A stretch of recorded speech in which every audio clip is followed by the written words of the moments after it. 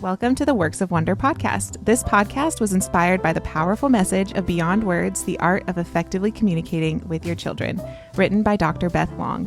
Beth is a licensed professional counselor, a board-certified behavior analyst, and the founder of Works of Wonder Therapy here in Montgomery, Alabama. Each week, we'll talk through real stories, practical tools, and faith-rooted insights that help parents lead with grace rather than fear. We hope you enjoy it. All right, welcome back. Hey. We're so happy that you're joining us. We're so happy. It's a little cold in here. It is a little freezing. So if you I'm see us shivering, it's just cold. If my toes start to go purple, we know it's maybe time to end. All right, today we're talking about building a village and why you were never meant to parent alone. Yes. Okay. This is another great topic because we live in a hyper-social world. Yet so many parents today feel like they're doing it completely alone. Yes. And you talk about how we were never meant to parent in isolation. Yes. When you talk about building a village, what does that really mean? So I think it means two things. One is surrounding yourself with people who love you and who love your family. Also, be careful not to build an echo chamber. What do you mean by that? So we don't want your village to only consist of people who are just like you. Yes. And they're telling the same stories back and forth, right? You want a wide variety of people of different ages and stages and slightly different viewpoints. And you want all of the wisdom of all the people you can find, but not everybody who's talking, the people who truly love you and your family. Where do you find that? I mean, that's something you got to pray for. Like you really, really do. You definitely don't find it online. Those are called parasocial relationships, right? So I think a lot of people feel like that fits the need, but it doesn't. So not that online groups aren't helpful sometimes, because they are. But it's different from having the real people. So, finding them at church, joining a social support group, but I mean, honestly, I think a lot of it goes into prayer, but talking to people, you can slowly build those relationships. And taking your eyes off of your phone. Yes. I mean, I had, a lot of pregnancies back to back, and I spent hours in that OB waiting room. And something that I remember seeing is just everyone is on their phone, and we're all waiting for like an hour plus because they're always running behind because babies love emergencies. And I remember thinking, I'm going to put my phone down and talk to people. And that felt so weird and not something you see. But I met the sweetest old lady. Aww. And it was so sweet to have her speak into my pregnancy and parenting. And we spent like an hour talking, and I cherished that conversation. And so just remembering that you don't have to be distracted all the time. And there are people around you everywhere you go, at your kids' sports games and at the grocery store. Yes. And a lot of them are, a lot of us are a little bit lonely. I think there's maybe a few people on the planet who have a little too many people, but most of us have a little room for more people. Yeah, definitely. Parenting looks different across cultures. Yes. And all different things, yet all children need skill-based guidance. Yes. What do we all have in common no matter where we come from? Okay. That's a deep question. That's a very deep question. I'm going to answer it to the best of my ability right now, but that's a deep question. We all have a need for something greater. So God, right. I really do believe we're all born with a God-shaped hole in our heart, right? So a need for that. We have a need for people. Even if you don't think you do, we all do. We all have a need to fulfill a purpose, to believe that we're on this earth for a greater purpose. And even children have that need. Oh, and just like the love of a parent, we all need, and so many people don't get it, but we all need that unconditional love and acceptance of like, you're mine, you're here, you're safe. Like a deep, real connection. Yes. And that's why you can feel lonely in a group of people. You can feel isolated, even though you have coffee with 3 people every week. Yes. Yes. Because if you're not being real, raw, and emotional and bearing with each other in love, you're missing it.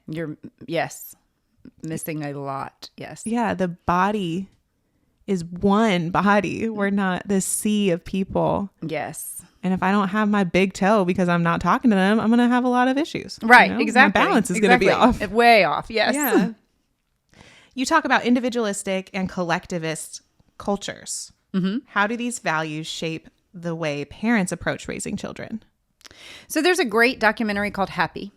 Oh, I've never seen it. Oh, it's a very, very, very good documentary. I'm pretty sure it's on Netflix. It may not be, but it's called Happy. And one of their big messages is that the people who live in collectivist cultures, so where grandparents have a role in the grandchild's life, where extended friends and family make up your daily living, those people are happier. Right? Research has proven it. They are happier than the people who go it alone. And they move away and kind of are doing their own thing. So, right, there's a balance and there's a method, but we need to learn from the wisdom of the people in the collectivist societies are happier. What kind of society do you feel like we live in? Ooh, I feel like the United States and most of the Western world is very individualized society, right? And I feel like it's kind of getting worse in that if your opinion is different, well, I'm just going to shut you out. Yeah. So we are missing out on gaining wisdom and insight from lots of different people. Yeah, you can gain wisdom. It is okay to gain wisdom from somebody you disagree with on big hot topic things. Yes. You can do both. Yes, you really can, because very few things are black and white. There is a lot of gray. But I mean, there are definitely black and white issues, but there's also a lot of like, well, no, I can appreciate this in you even though I don't agree with it. Well, and that person is not single-minded, like not single thing. Yes. You can learn something entirely different from them besides the thing that you disagree with them on. Exactly. And that is something that our culture, I feel like, struggles with. Yes, yes. And it's getting worse and worse and worse. If they're not serving you, cut them off. Yeah, that's hard. Has modern life, technology, schedules, moving, and even the pandemic contributed to the family isolation? Yes. And I think a lot of us got a little too comfortable in the pandemic. But if we look, I mean, right, we're only 5 years out, really 4 years out probably. I feel like the research is going to be coming in for the next 20 years on the harm the pandemic did on so many levels. But so many people were miserable, but they're still isolating. Yes. In some way, shape, or form. Yes. It doesn't look like, the social isolation and the lockdown and all of that, but they're still isolating. And we have to break that pattern to become healthy again. Absolutely. Not just physically, but socially, spiritually, emotionally, all of that. Did that touch your family? Did you see changes in families and friends in your personal life? I did. We had, we personally had like our little COVID community. What did we call them back then? I can't remember, but it's like your safe people. Oh yeah. What was that term? I cannot remember. Was it pod or COVID pod? I don't know. I can't remember what it was, but y'all know what I'm talking about. We were blessed to have one, and that was very nice. Because I think if we had just been in our house by ourselves, it would have been hard. My children were juniors and seniors in high school. Oh, when COVID hit, and it really hindered my son a lot because he started college with that COVID mentality, and like socially his freshman year was different, and he is just now at 24 trying to do some of that stuff that freshmen would have typically done socially. Okay. So that's been kind of interesting. The children that were kindergartners in COVID lost a lot developmentally. I have a friend who's an audiologist, and she said the ones who were about 10 years old during COVID lost a lot in their ability to hear information and process it. So anyway, it had this huge impact, and But I think it also made it easy for people to be like, oh, I don't need people. It made the individualistic culture heavy and hot. Yes, very much so. Yes. What do parents lose when they don't have other adults walking alongside them? I think the biggest thing that they lose is perspective. When you are in the pit and there is no one there with a rope ladder, you forget that there are other things, that there are other ways to handle a problem, that there are, I can't tell you how many times I heard just last week alone, you don't understand from families. And number one, I promise we do understand. I promise. But number two, that's where we all get when we're in the middle of a crisis. Like nobody understands, nobody can help me, nobody can, but there are tons of people around you who've lived through it, who have wisdom, who have, but also when you have no sense of perspective, I see this happen a lot with families where the teenager is a pretty rebellious or hard. That families tend to hold them closer instead of let other people speak truth into them and love on them. And they just want, they don't want to expose other people to their bad behavior. And so anyway, it's that loss of perspective when you're isolated that changes everything. You need someone to come in with a flashlight and help you see it a little differently. That's a sore spot for me, Beth. Sorry. Okay. Can you give just practical advice in that? Can you give me some advice? I have a kiddo that I love to shield because he's just he's so great. And I see that greatness. Actually, I think I'm hyper defensive because I see myself in him so much. He is just my little mirror. But I mean, even like family, I am quick to be like, we don't want to be around them right now until we kind of have a handle on this. How do you break that mindset, that cycle? I think one, right, that's kind of fear. So we have to just face that fear head on. I think you have to have a conversation with people, but then you also have to observe other people and trust them. So I had a mom who cried to me the other day because her child moves constantly, and she does. I mean, she was upside down 9/10 of the time she was in the office, but she just moves constantly.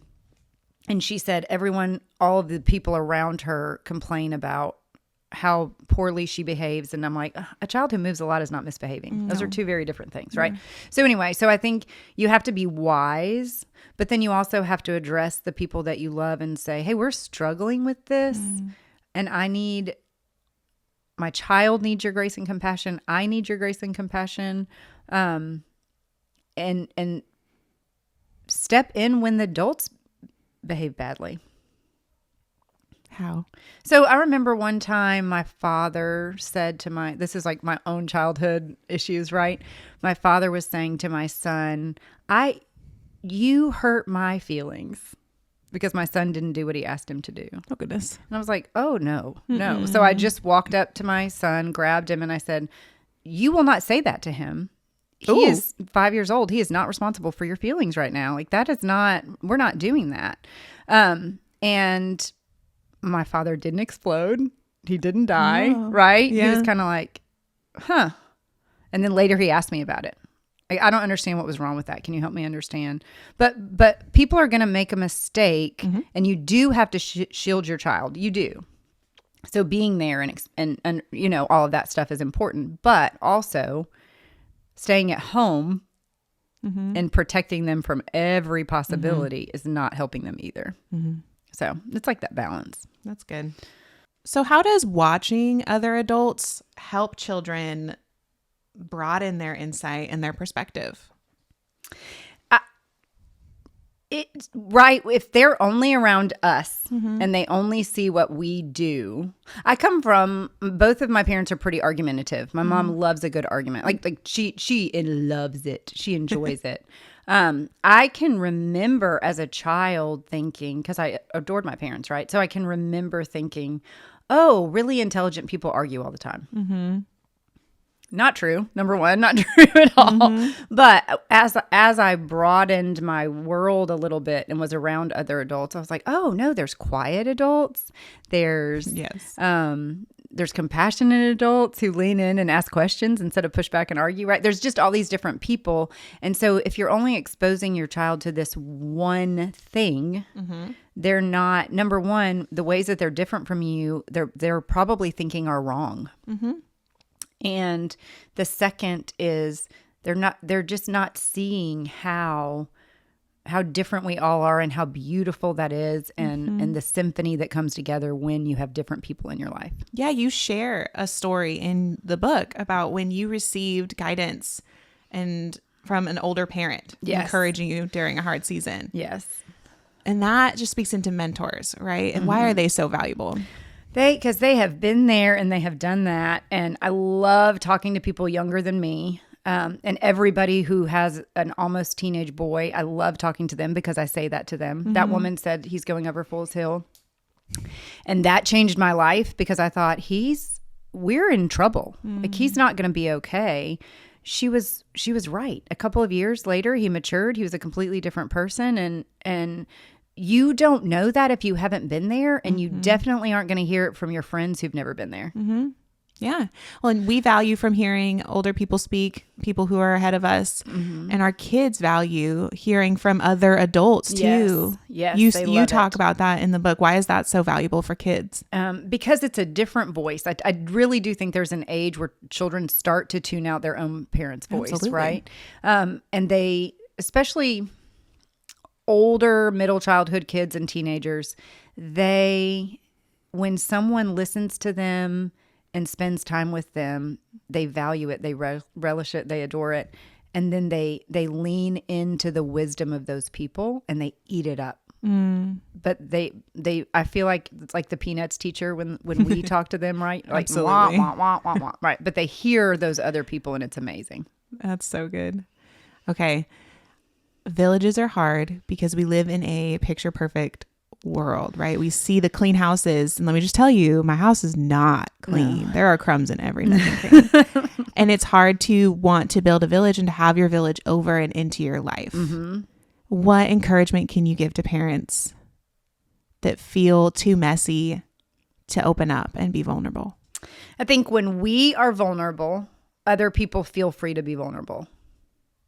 It's almost like who wants to be the first one to crack? Yes. Yeah. And so I think when you're beginning a new friendship and you just immediately say, hey, my house is full of crumbs. I would love to have you over. I'd love to spend time with you, but here's the real me.